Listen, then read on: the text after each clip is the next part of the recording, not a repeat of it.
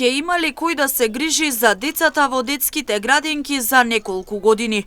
По недостигот на вработен кадар сега се поставува прашањето има ли студенти на фонд кои би работеле во иднина.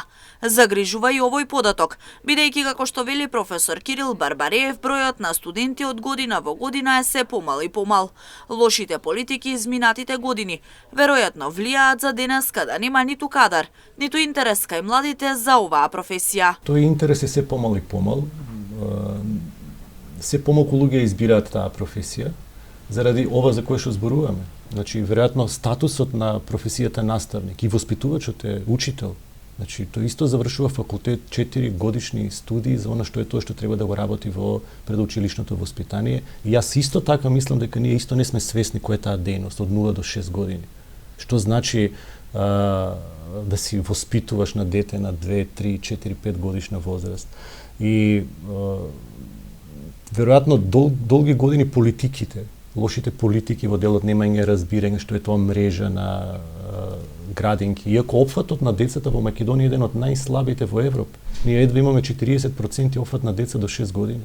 А во Европа стандардот е 99-100% опфат да бидат децата од 3-та до 6-та година. Ние немаме и капацитет за тоа. Сега да донесеме таков закон нема да влезат сите деца. Дури и да има студенти или се вонредни или студираат за во иднина да ја напуштат државата и да се грижат и воспитуваат деца во некоја друга држава.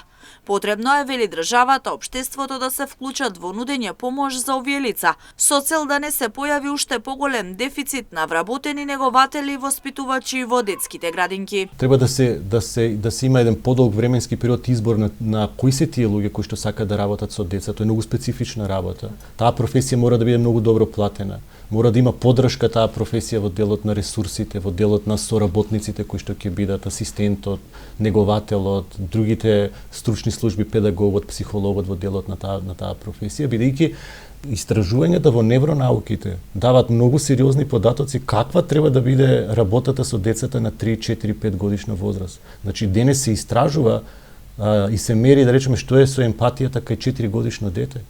Зошто тоа дете има слаба емпатија? Од каде доаѓа тоа? И системот може тоа да го регистрира, да го препозна и да почне да работи? Каква е саморегулацијата кај децата? Само за пример, во двете штипски градинки моментално недостасуваат над 60 вработени, од кои повеќе од половината се за негователи.